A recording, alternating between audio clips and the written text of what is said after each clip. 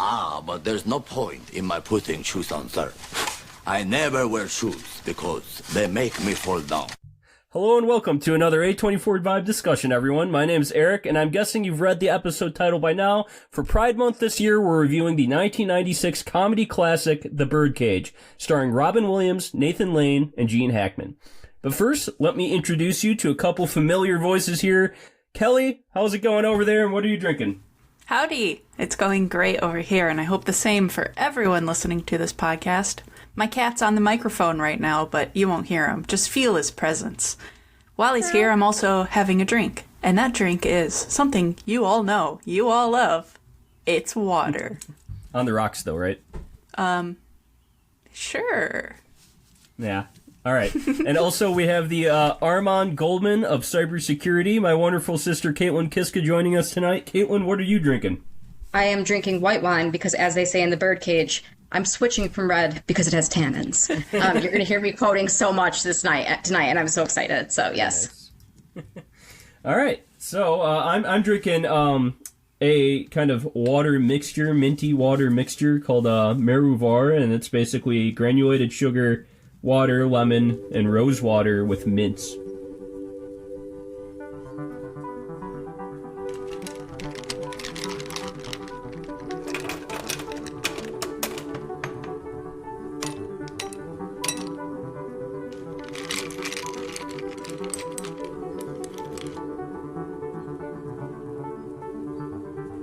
A24 on the rocks.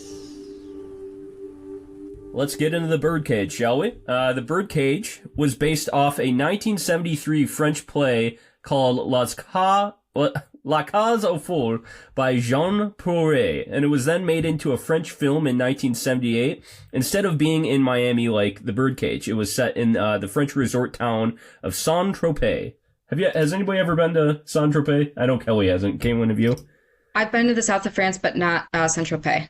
Okay. Is it anything similar to like the Miami of America? I guess not in Europe, probably, right? It's going to be very like resort, warm. You know, people are there to party and have a nice time and see and be seen, kind of that whole vibe. Gotcha. Well, the French film and play had pretty much the exact same plot and was widely loved by French audiences and the Hollywood foreign press, even winning the Golden Globe for Best Foreign Language Film. It would then be made into a Broadway musical in 1983, and Mike Nichols, the same guy who directed The Graduate, was actually going to direct the Broadway musical, but was fired from the production by producer Alan Carr. And so many years later, in 1994, Mike Nichols convinced film studio United Artists to make The Birdcage, and he would then hire Elaine May to write the adaptation for the film. And Mike Nichols and Elaine May had actually been in a comedy duo in the 1950s, first in Chicago after they both were part of the same improvisational theater group called the Compass Players, and then in Greenwich Village where they perform on the same bill as Joan Rivers and Woody Allen. So a lot of history behind this film. Definitely between Mike Nichols and Elaine May, too. Caitlin, did you know of any of the backstory of this film? So I knew it was based off of play and then movie. And then one of my most interesting facts I learned about this movie is apparently someone told me that Steve Martin was slated to play Armand Goldman. Yes. And Robin Williams was going to play Nathan Lane's character. And then there was kind of a swap. And then Robin Williams said he wanted to do the Armand Goldman character, and they brought Nathan Lane on. And so that's kind of what I knew about the history of the movie, was that. So Robin Williams Steve Martin basically turned it down because he said it wasn't quite right for him. And then Armand Goldman, Robin Williams wanted to play him because he was just coming off of Mrs. Doubtfire, where he played a very energetic and flamboyant character. And he said, like, I want to, be more of the more reserved character in this film. And then Mike Nichols already knew of Nathan Lane from his acting on Broadway, and so he asked Nathan Lane right after Steve Martin turned it down. But Kelley, could you imagine Steve Martin and Robin Williams in these roles? No, I would not like seeing Steve Martin in this role. I don't think that it would have the amount of color that we see given by the performances of these actors. Yeah. And then it was also could have been set in New Orleans instead of South Beach. Mike Nichols actually wanted it to be set in New Orleans, and then the production designer Bo Welch told him to check out drag shows in South Beach, and when Mike Nichols went there, he was like, okay, I'm sold. Like, this is the place where I want it to be. It makes sense to me for it to be in Florida as well because of the conservative politicians aspect of the movie. There's a very cutthroat and deep-rooted Republican story that comes out of Florida. So it works really well that literally the way that it is in real life with those right next to each other happens the same way in the movie. Yeah, well, wait, Senator Kiwi's from, is he from Ohio or where's, he's not from Florida, right? He does travel down, doesn't he? But it made me think while I was watching this, because I had not heard of this movie before, I was like, this is what Florida looks like to me anyways. So what he represents and all of that kind of old roots and everybody's following him down there and all the politicians know each other, all of that to me made it make sense to be a Florida story. I love all the weird political references they could do because they were in Florida and not in New Orleans. Like when she goes, get married in Palm Beach, get buried on Fisher Island. Yeah, yes. Where Jeb Bush lives. Yeah. Where she goes, does he know the Jeb Bushes? Yes, yes. You couldn't do these upper crusty Republican jokes, which is part of why I love it, in New Orleans. You just couldn't do it that way. Yeah. So. And, well, I think at this time, Florida actually was a bit more liberal, but, they also portrayed South Beach as this, foreign land where Senator Kiwi, didn't know anything of what it was about, right? You have to understand that it's a bastion of immigrants and Jewish people and gay people, and it has been since the 90s, right? And then this is a conservative man from Ohio, right? Yeah. So, these are not his people. And that's part of the whole story is, it is a foreign land to him, and he's going down to this foreign land to try to save his reputation, and it doesn't turn out how he wants it to, Yeah. So it's such a great plot device. Caitlin, what was the first time you saw this film? Oh gosh, so probably when I was in high school, and it has meant a lot of different things for me since then.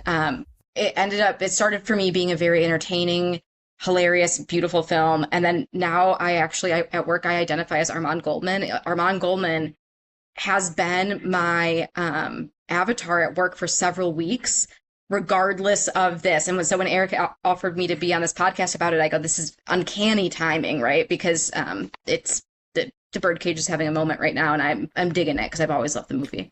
I like that because Armand Goldman is very much about his business and gets shit done. As we see this whole film with how he deals with Albert.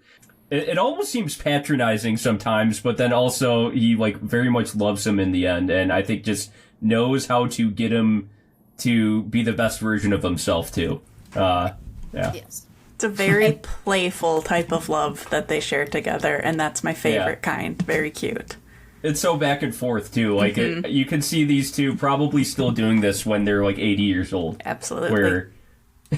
Yeah. Well, and then I do want to kind of give a call out, particularly because it's Gay Pride Month, to two separate things. So we're talking first about one of the main plot devices of the movie is a palimony agreement, right? So gay people could not get married. Yeah. And then on top of that, too, we're talking about being in a gay club for huge parts of the movie, and people don't even want to be seen in a gay club.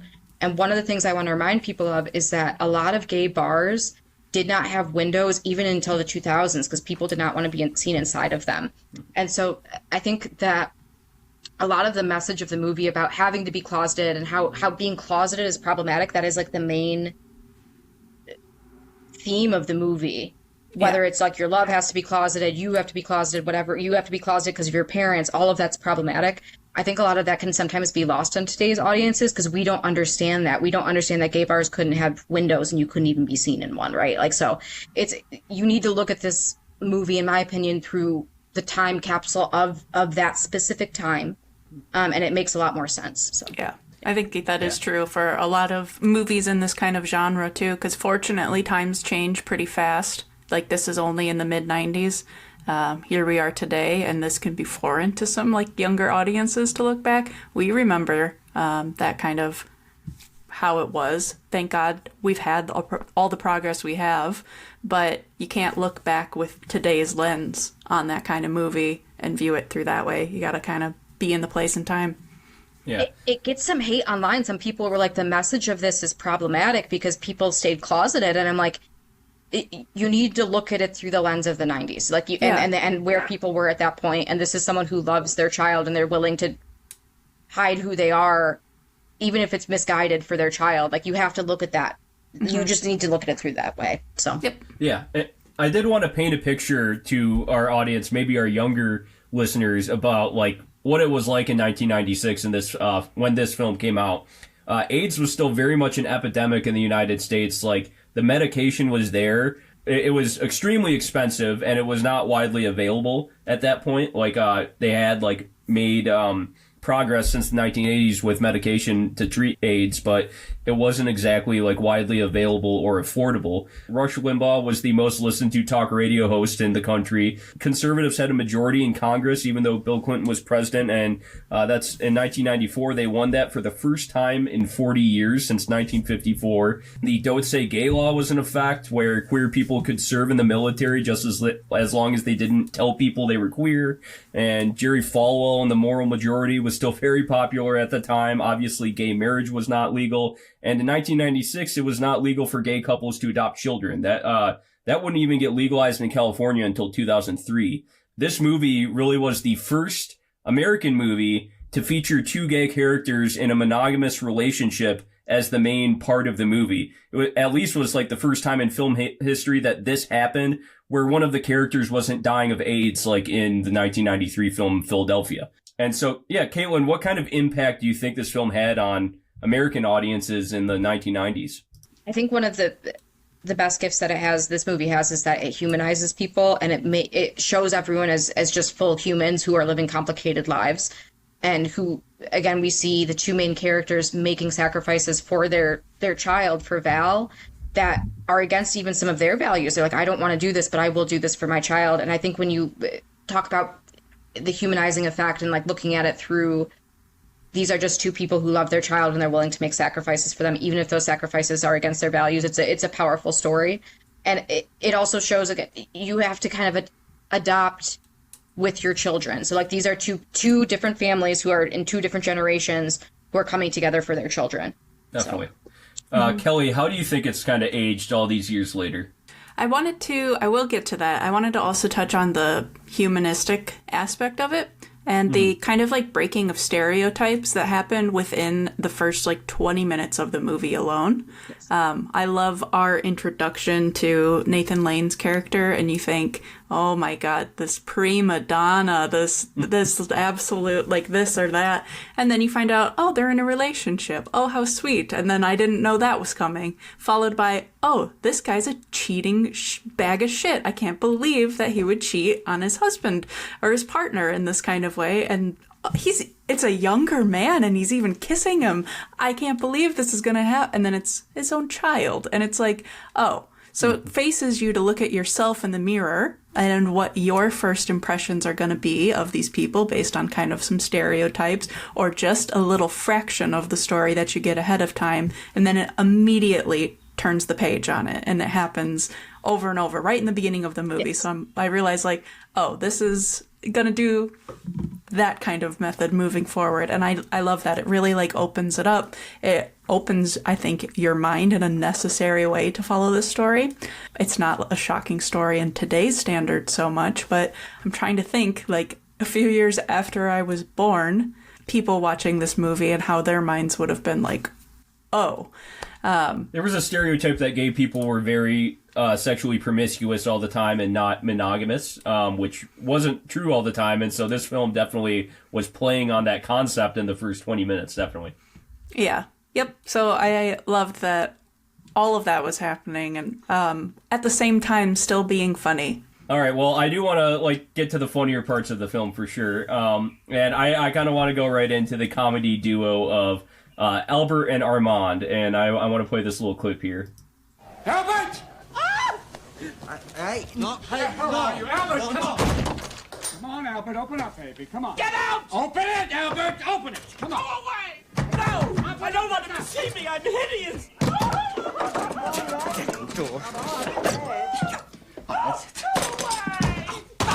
I'm calling 911. Take the door. Abre la puerta.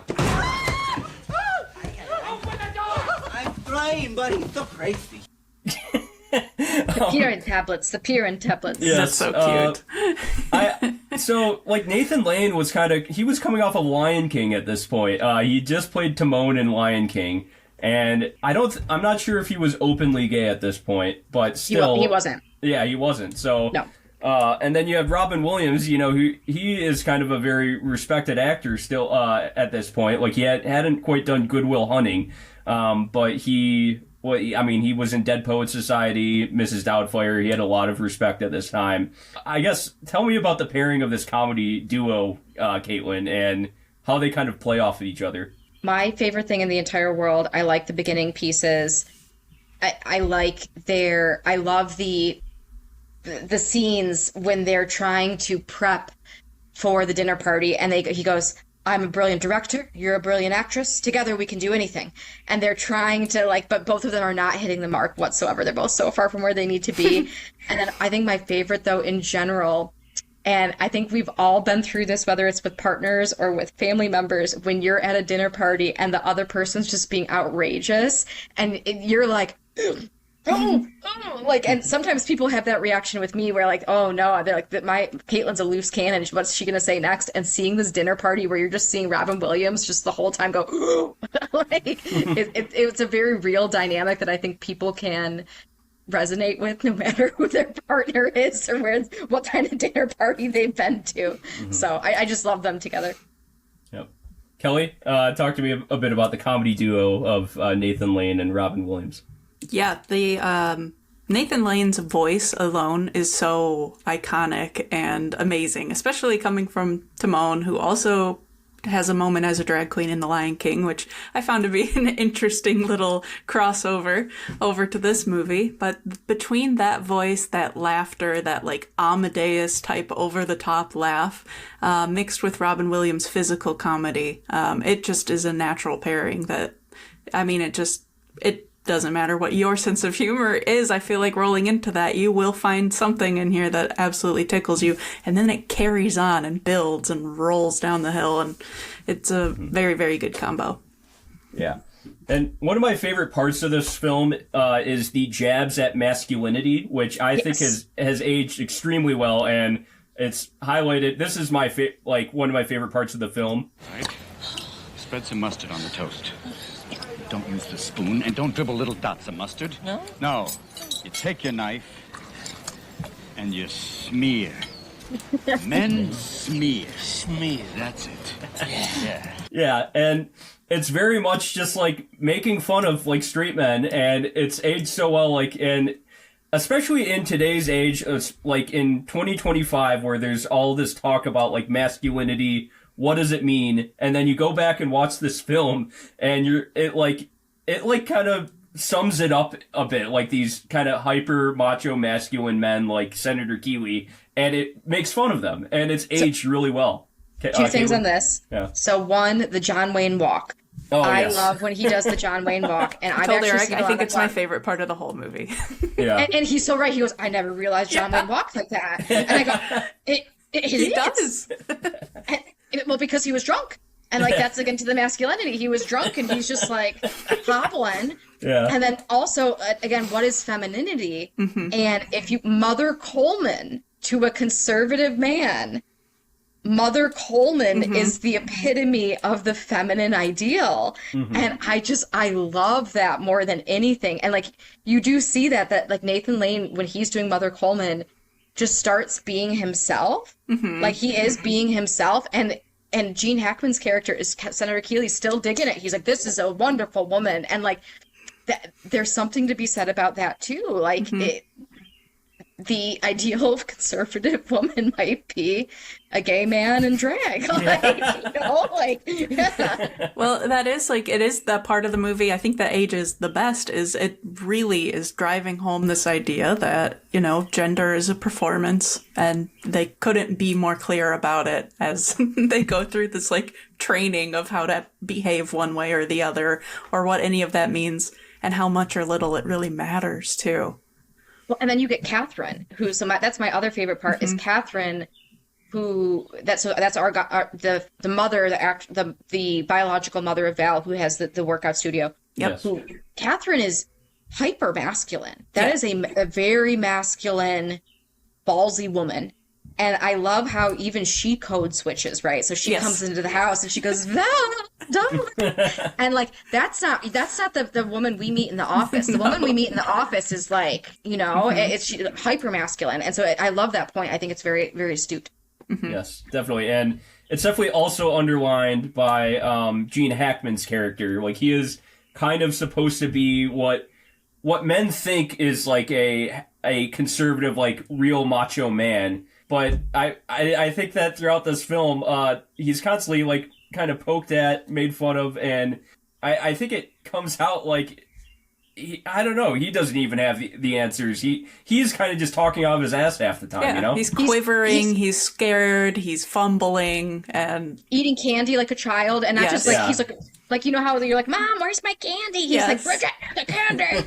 I love when he's like, he's on, like, however many... glasses of scotch and says, I'm not usually much of a drinker. And he gets the bag in return. Now's not really the time to lie. Yes, definitely. I mean, I do want to go into Armand's son, Val. And I guess their relationship, like, this is a 20 and 18-year-old. And I think it's still aged okay. Like, you can see people still getting married at that age today, even though it'd be kind of weird and off-putting, and these two are probably extremely immature. But then it's the fact that Val comes home and then asks his parents to be somebody they aren't. But, like, again, we're talking about at that time that actually, this is also like the girl's the girl's dad was a senator. And so, like, how do you think that's aged? Like, that whole central conflict of the film, Caitlin? You could not use that same central conflict today. You just, I mean, you couldn't unless you were probably in another country, or like maybe you were doing like a very like very exaggerated spin on it. Like, let's pretend like the father's, I don't know, oh my God, who's that crazy man Alex Jones, like, you know what I mean? Like, you'd have to like bump it up to like 20 to have this, and that would ruin the charm of the movie, which again is that these are normal people at the end of the day. Like, these are normal people who are a senator and, you know, and a drag club owner. It's not unobtainable, right? So. And I guess, like, the difference today, too, is, like, at that time, I think you had more of a religious conservatism in the 90s. And today, conservatism, like, there are people like Milo Yiannopoulos that are, like, gay Trump supporters. And there is kind of, like, a more acceptable, like, they don't want to scare away gay people from their movement. I would say, like, the Trump supporters, they just don't like trans people. But then this film very much, like, tries to comment on drag and gender roles in modern society. So I will say this. I think I just learned this. I'm approaching 40, so I just learned this term a couple of months ago. I think we do have a lot of NIMBYs out there, though, where, like, there's conservative people who are accepting of gay people, but if their only daughter tried to marry into a family where the parents are two gay men, they might have an issue with that specifically, right? Like I think that does still exist. Like, even though we don't see it and people won't talk about it openly, I think that probably does still exist in corners of the United States. So yeah, Kelley, what would you say, like, on how the relationship of Val and Barbara aged, these two, and kind of the central conflict of the film? How do you think that's aged? I think that's all that they are for this film, is to be the conflict characters, because we don't really learn much about what their relationship is or how deeply in love they are in order to kind of ask something this big of his parents. Because I feel like if you go into that any further, it's not like a funny movie anymore. It becomes kind of something a little sad about what you'll do for your kids. And that is an aspect in this movie, but I don't think that we get a full picture of those two, what their relationship is, on purpose, because it's just what the reason why this story is being told is they just needed to be a central reason for these for the birds to be caged, basically. And this happens to be it. Yeah. Yep.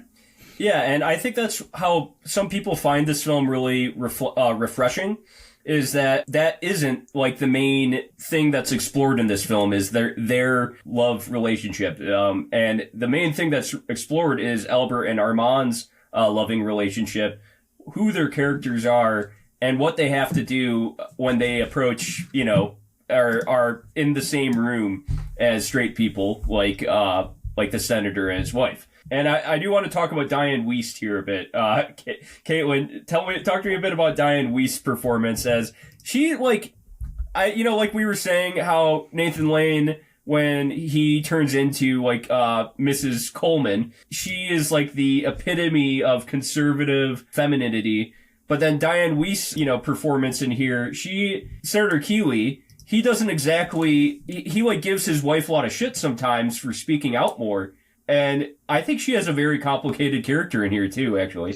What's very funny about this to me, and I think we've all seen this before, is, what's the old adage? Behind every good man or behind every man is a very strong woman, right? Mm-hmm. You have Dianne Wiest, who you realize, even though Kevin Kelley is supposed to be the straight-laced, the co-chairman of the Coalition for Moral Order. Yeah. Dianne Wiest is the only one with common sense, and she's dating this man who, again, is just eating candies all day and making the driver do weird things and climbing down the ladder to doing these nonsensical things. Climbing down the ladder. Mm-hmm. Yeah. So, babe, sorry, I was gonna have my boyfriend get me some wine. Speaking of gender roles, but so you see that, and you also see during the dinner party, Dianne Wiest is actually the only one who's understanding what's going on. Yeah.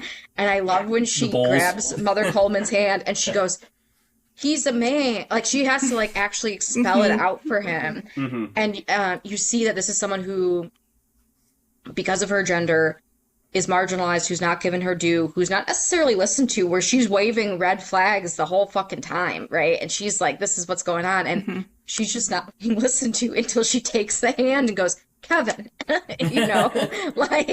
so it's just I love her character. Her acting is brilliant as always. And she just is, it's so understated and perfect. Yeah. Yeah. She is one of those types of characters, or I guess archetypes, that she's almost restricted by her own mindset of what her role is supposed to be versus where her strengths lie. So she thinks this is the role that she needs to be in, but she doesn't even fit the box of what Gene Hackman's character would have a feminine woman be. And it's almost like she's one of those kind of conservative ladies that thinks you need to be this type of way and encourage and push your husband in these directions, but stay in the background and be very demure. So I see her as that type, but she is very good. But she's playing a role too. That's the other thing is that's, I'm realizing now, they're all playing. Yes. Outside of Senator Kelley, who I guess is the only one who's allowed to be himself in the whole movie. Yeah. Everyone else is playing a role, you know? And then he has to at the end. Yeah. Yes. Oh my God, yes. Yeah.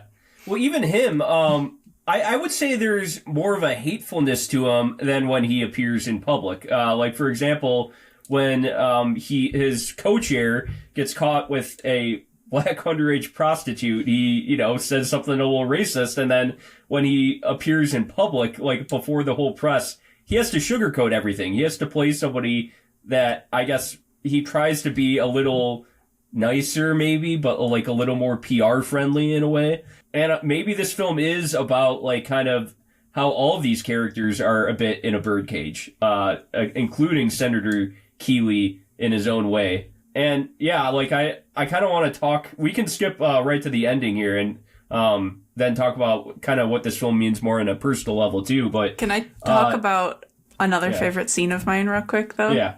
So while we're still talking about this conservative couple, I love everything that's set up in the scene where they're introduced to us, from the American style, colonial design of their interiors and how cluttered and dusty it looks, to them sitting there having their little breakfast together, watching, I don't know, a bunch of conservative men scream at each other very loudly and aggressively and terrifyingly, and then they're like, this is such a beautiful, lovely program.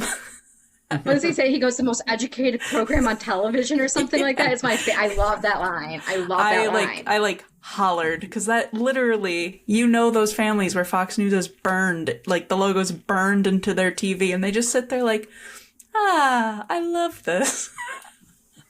So that introduction of them, I was just like, this is gonna be great.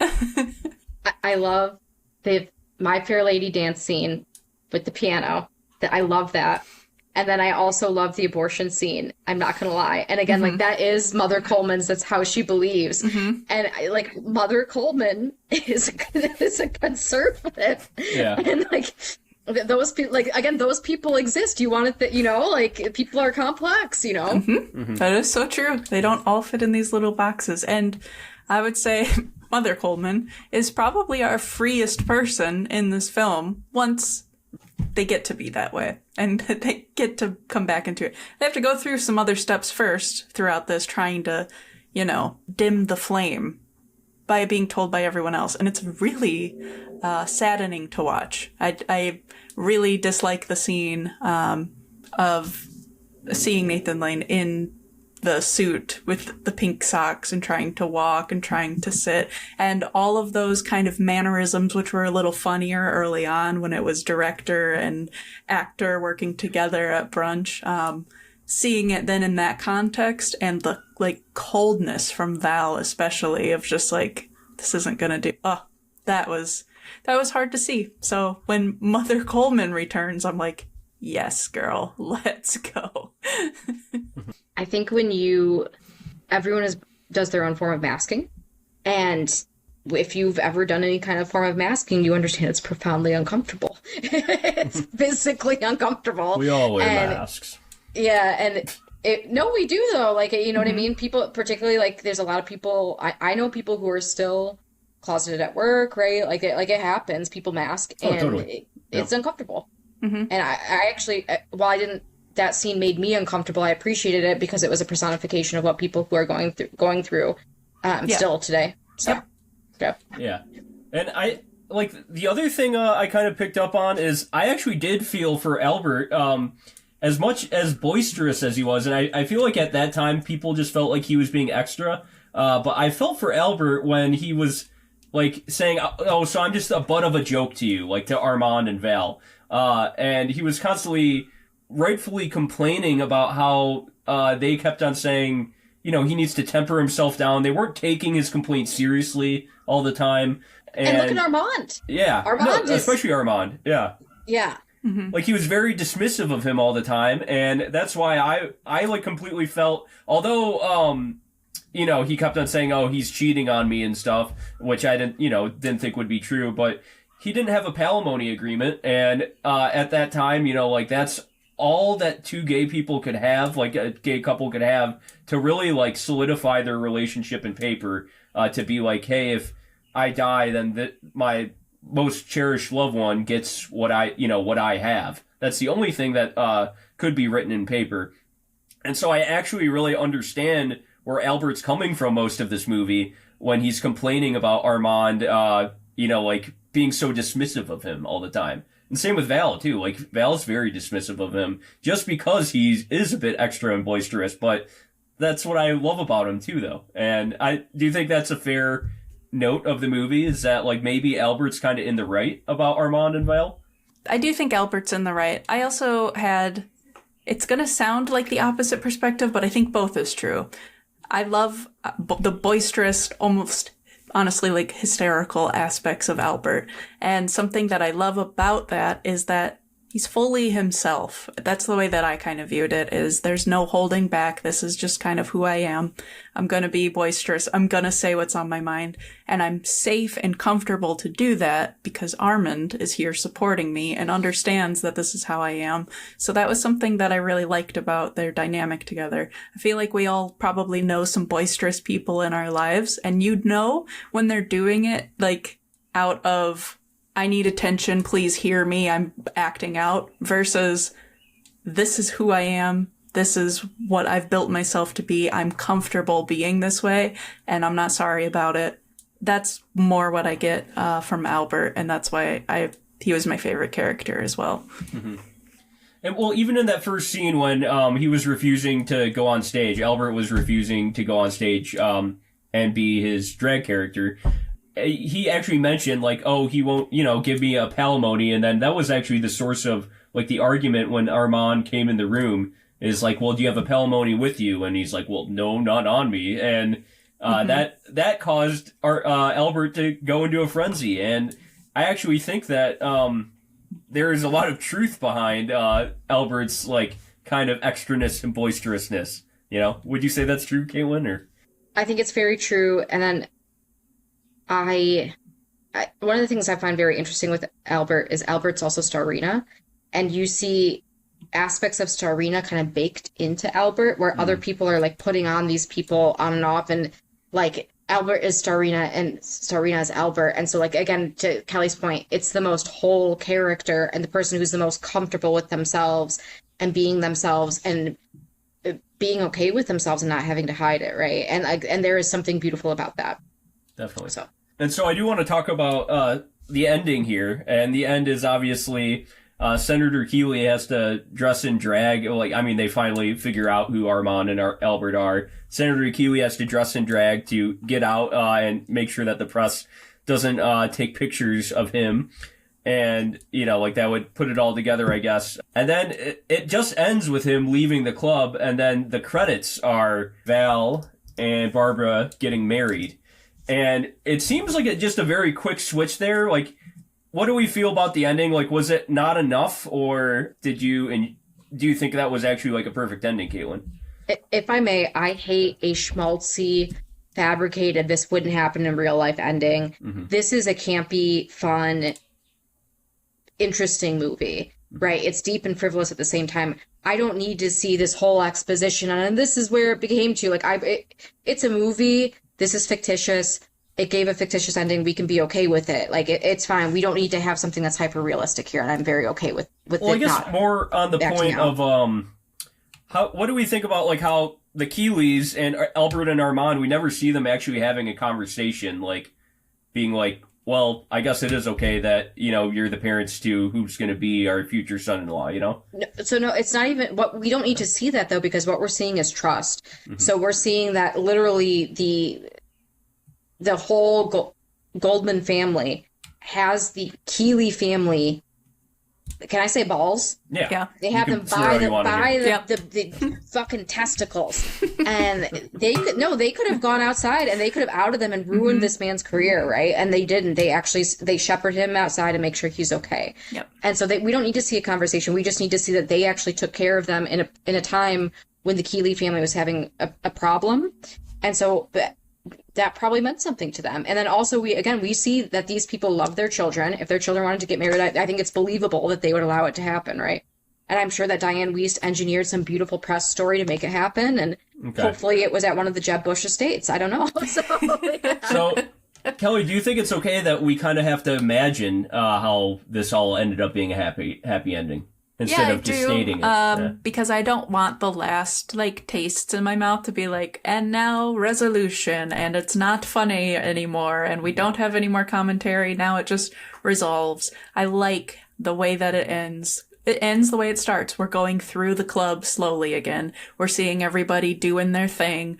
We see Armand being the ruler of the roost again, and being in his element, and I really enjoyed every aspect of that. But I definitely was I almost wanted to see more of a drag performance from Gene Hackman. I was hoping got to be the star of the show for a minute, but we can't jump in all at once, but it almost lets you write your own kind of story of how that rolls up in the end, and you get to kind of maybe fantasize. I don't know if that's just me, but I like to think in the future things can, be better and better again, and we're more open to each other's lives and we learn more. And that's the beautiful thing that marriage between two very separate families can cause to happen, I guess. If we can, because we have not given the due. Mm-hmm. Part of the reason the movie is having a moment right now, which again, for me, it's always having a moment, but part of the reason it's having a moment is the death of Gene Hackman. Mm-hmm. And the casting for Robin Williams, Nathan Lane, Gene Hackman, and Dianne Wiest, the four of them is so perfect. And Gene Hackman is perfect in this role. And at Gene Hackman at the dinner party being so oblivious to what is going on around him and then dancing and just having such a good time is just like, and then also as this outraged man, it's pronto, not porno. It's so good. He does a great job in this, a perfect job in this movie. I wouldn't want anyone else in that role. I did have a clip of him too, so. I know just what's going on. You do? It's the oldest story in the world. She's a small town girl. And he's a pretentious European, the worst kind. Him and his cold, whatever, and his decadent China. I've seen this all before. Aristotle Onassis was just like this.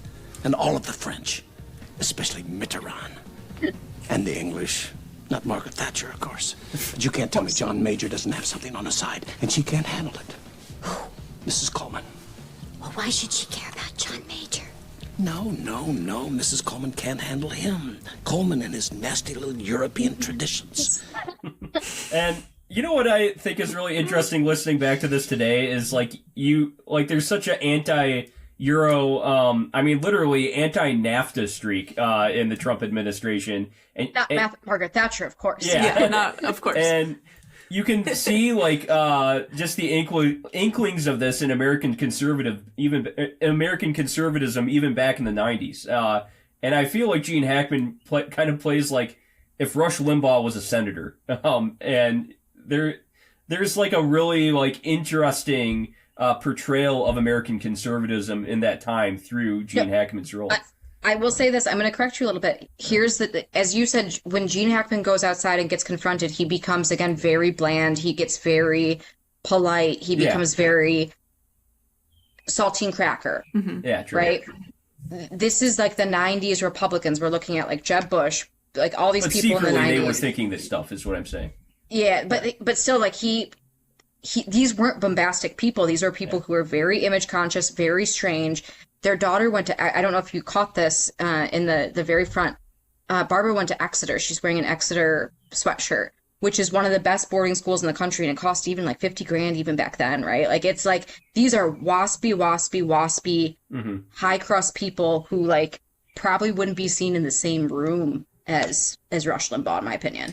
Yeah. They'd find him declassé, you know what I mean? So. Well, I think secretly, though, is, what I'm saying is like there is this like kind of secret conversation amongst these people that is much more hateful that I think this film kind of touches on in a way. Kelley, would you say that's true at all, or? I'm more on the Caitlyn side of this, I think. I think it's more image than anything when it comes to these kind of conservatives. I mean, they do hold these kind of, views, I'm sure, but not like at the forefront of their mind.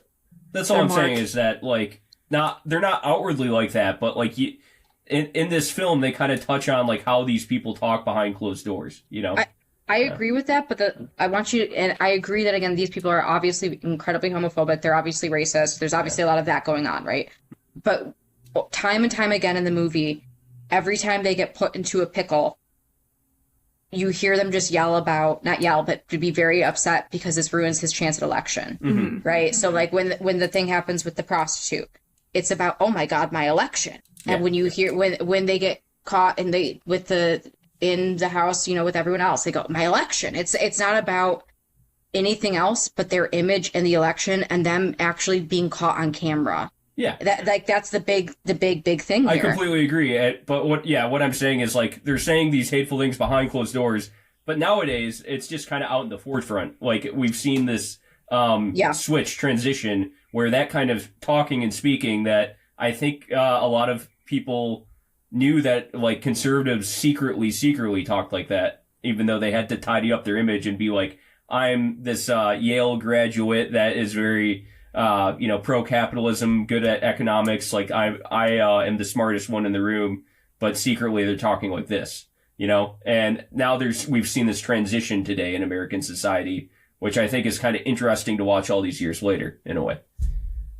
Any disagreement on that or agreement, I guess? I guess I just don't think we're given enough information to make that determination in the movie, right? So, like, we see that Barbara again is raised to be a modern woman. We see that Barbara does not care about people being gay. And she's the product of these two people. So I just think we haven't been given enough information to say that they're having those conversations in private. But I agree with you. Like, I agree with you that conservatism has had a different arc and all that kind of stuff. Yeah. So. It is the weird thing when you watch back movies like this, where these are the crazy conservative type people at the time. Now you look back and you're like, if those people came back to the forefront, that could be an improvement.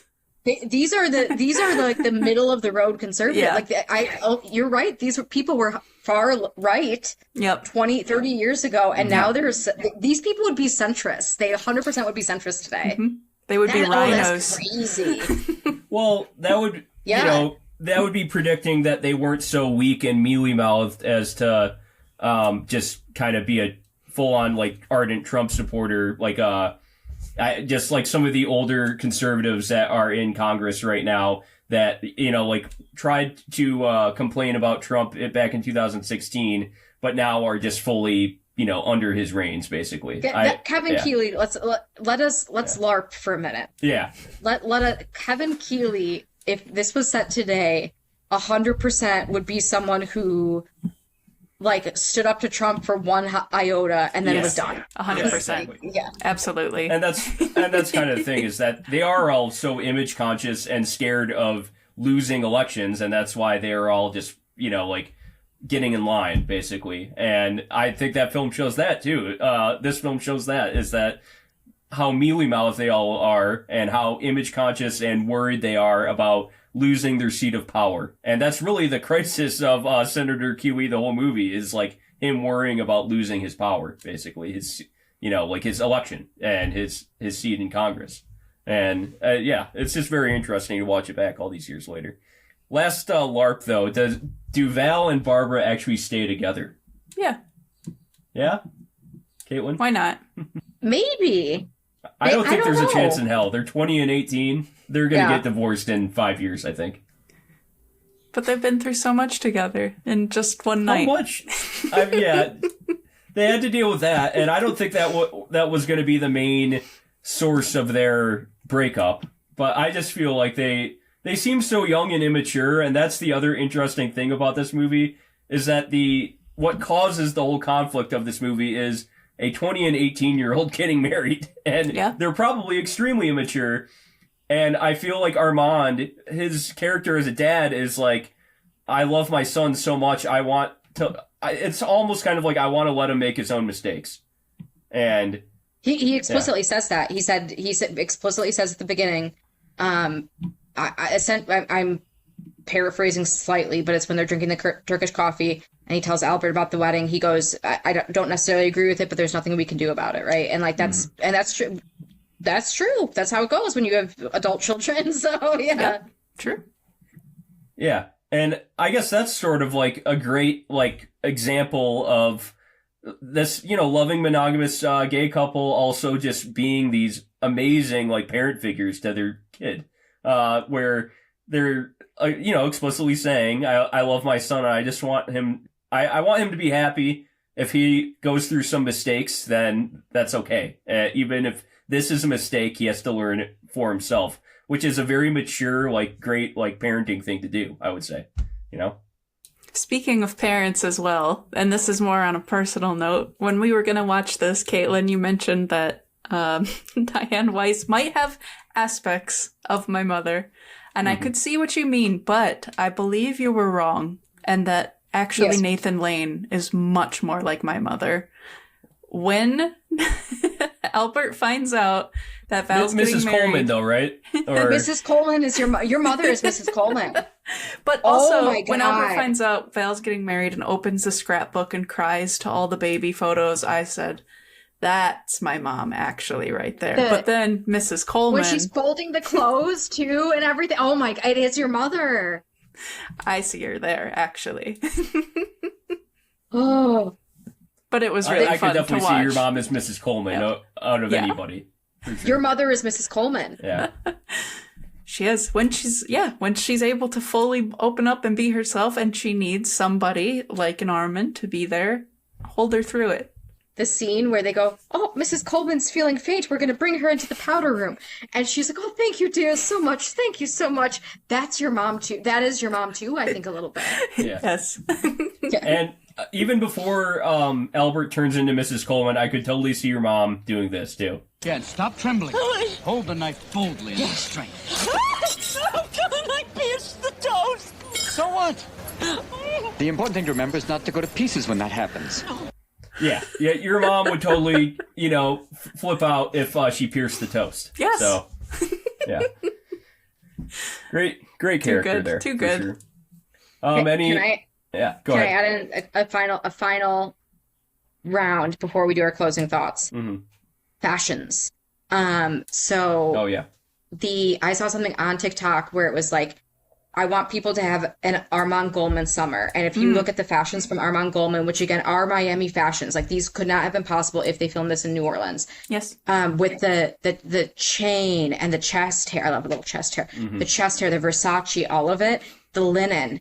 Yes. And there's people who are straight up, they're having an Armand Goldman summer. That's what they're fucking dressing That like. is a very in look right now. Like 100%. That his outfit could have been picked out yesterday. So that completely came full circle. It works. Yes. It fucking works. And this film actually was nominated for Best Art Direction at the Academy Awards. The one Academy Award it got was Art Direction. And I don't think Kelley would ever allow me, but I would love to have that many phallic statues around my our house. I would be very happy with that. It is a lot. It is very funny. It's very European, love the turning though. it around and then just the butt is facing the outside. And then he's walking around with it like holding the penis too. My favorite are the bowls. And we have to keep putting those the are great soup. bowls. I would love those bowls. We can't let them. And he goes, my favorite, I don't know why, it's still my favorite thing. And he's got the ladle. He goes, "Yes, it is a huevo." It's just the most nonsense. It devolves into such absurdity, and I love this movie. It's just so much. crazy. Yes. And like to see how long it goes on when the jig was up so long ago, it's just nonstop. It's incredible. Do you see why Armand Goldman is my avatar at work? Do you understand now? I mean, I kind of saw it as more as like you want him to be your avatar at work because he gets shit done in the club, but I'm like this. I am the most serious of the soup. silly people. Yeah. Yes. I'm the most serious of the silly people. And I'm just trying to keep it together. And I'm pouring the soup. And I'm in I'm just trying to keep it together. And I'm still trying to make it work. And I'm at this dinner table that's not a fucking dinner table. What is it? And I'm just trying to make sure everyone's okay. And that is me. And you're running back into the kitchen. You're hiding out for a minute. You're getting your drink in. You're going back out. You're making those faces like you were earlier when you were talking about them. Like, oh. Yeah. I'm uncomfortable in my suit as well. I'm also uncomfortable in my suit. Yeah. I'm not a huge fan of Miami, but when we went to South Beach, I actually really like South Beach. South Beach it feels right. And it's the one place where maybe I could, spend over a week in Florida, probably. I'll just say that. But so the fashion and art of like 90s South Beach is like beautiful in here, actually. I really like the aesthetic of this film too. It's very purple and pink, but not overly so. Like this film does want to be campy. It's also like actually like the aesthetic and art direction this film curates is actually really wonderful. They did an amazing job on it. So it's beautiful. I love the change of the apartment into becoming, it's more like my monastery. Yeah. So good with the giant crucifix. Don't add, all just of that. take away. Hey boys, yes. It's what they read. That was like one of the campiest moments too. That was very, very good. Yes. I mean, that whole character of the butler, Agador Spartacus, is fantastic. So my favorite piece of trivia about that movie is that whole piece was completely improv. So Robin Williams actually did fall down. And he falls down and he goes, "Take it, go." And he's just actually doing this thing. And they actually have been interviewed since then, both of them, saying they're just trying not to laugh because Robin Williams just goes through with the scene and they leave it in as such a beautiful fucking scene with the legs. Yes. Yeah. That's awesome. Really? All right. Any final thoughts on the film before we get into ratings? I'm disappointed I haven't seen this movie before now. Yeah. Why do you think that is? It just went right past my radar somehow. And I don't know exactly why. I mean, we kind of know, I was a little late to even watching movies, and I grew up a little bit more like the Barbara side than the Val side of things. So maybe a little sheltered from movies like this at the time. But that's not the case for me anymore at all. There's a lot more other queer movies that came out after this one, though, that have passed my radar. So I just haven't made it back to this one. And I'm glad that I have watched it now. And if for some reason someone's listening this far in and we've ruined the movie and you haven't seen it yet, stop listening now. I'll never say that otherwise. And go check this out. Yeah. And I mean, I think this film was, repeatedly played on TNT all the time, Caitlin? Yes. Was it TNT? That's, yes. I saw an edited version of this when I was a kid. And I think that's when Caitlin kind of picked it up too, right? And, I remember it being probably my first seeing two gay people on screen, probably in my whole childhood, because obviously it wasn't talked about as much for me in school. And so, this is how I kind of related to queer people, was by watching movies like this, and seeing that on screen at a young age. It normalized it for me, obviously, when even I was little, it still was very demonized. And so that's why, movies like this are so important to see that representation, obviously. And for kids that, they can watch this film, and I wouldn't say it's it's not really inappropriate, at any point, they can play it on TNT, and, it's actually just a funny, I would even say family safe film. It's so well done in that way, where it can play on TNT over and over again. And back then, nobody would think twice about it. And today, maybe because there's so many people complaining about what kids read and watch nowadays, and they're removing books from libraries again, stuff like that. It might be a little more controversial, but this was such a formative film for me at a young age. So. Big thing for me, this is a movie about accepting people for who they are, one way or the other. You see, actually, there's some acceptance from the Goldmans to the Kelleys and the Kelleys to the Goldmans, right? This is a movie about people accepting each other for who they are, no matter what's going on. Sometimes because of other people, because they love other people. And I think that's a beautiful thing, right? And sometimes that's what you need to be a little bit more progressive and to get going.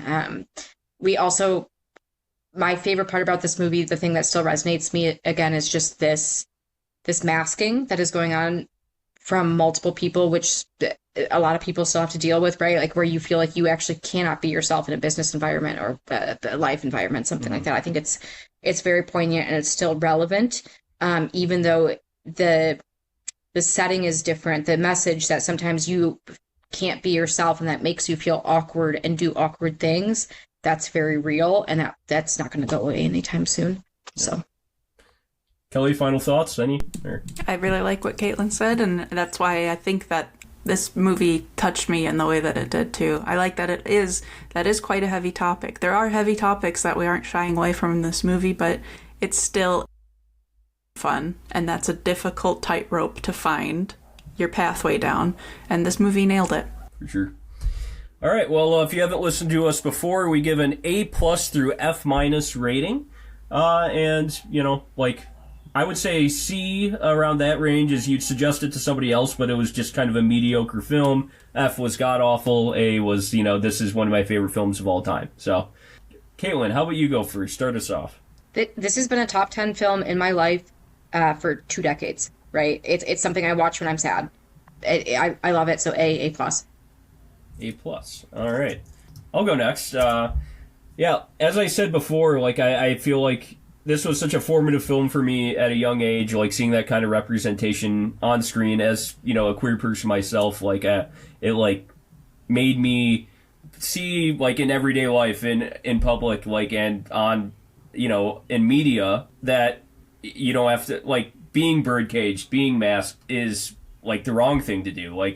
These people like Robin Williams and Nathan Lane, Albert and Armand in here are at their best when they're completely being themselves, and they like have such a loving community around them, and it kind of like almost gives you something to aspire to, like as a younger queer person. Like like I would love if that was my life one day, if I had that kind of community around me where I could truly be myself. And that's just like such a wonderful thing to like put on film in the mid 90s at a time when society and like gay bashing was maybe not an all-time high, but it was still very, very prevalent in society. And so I also have to give this film an A just for like breaking ceilings and everything. And not just that though, but like the comedy in here is superb. The art direction, as I said, also superb. And I actually at first I think the ending gave me question marks as I rewatched this. I'm like, they kind of just sweep the rug from under us. And then like the next scene, they are getting married, Val and Barbara. And I'm like, well, they didn't really resolve anything. They just helped Senator Kelley and his wife, like, get out of the club. Then I kind of thought, like, well, do I really want that kind of, like, Disney-fied closure ending? And I don't think it would be better that way if they just had, like, one big speech where everything came together. I like more that it leaves you to imagine what happened between that night where they were getting out of the club and up to the day of their kid's wedding.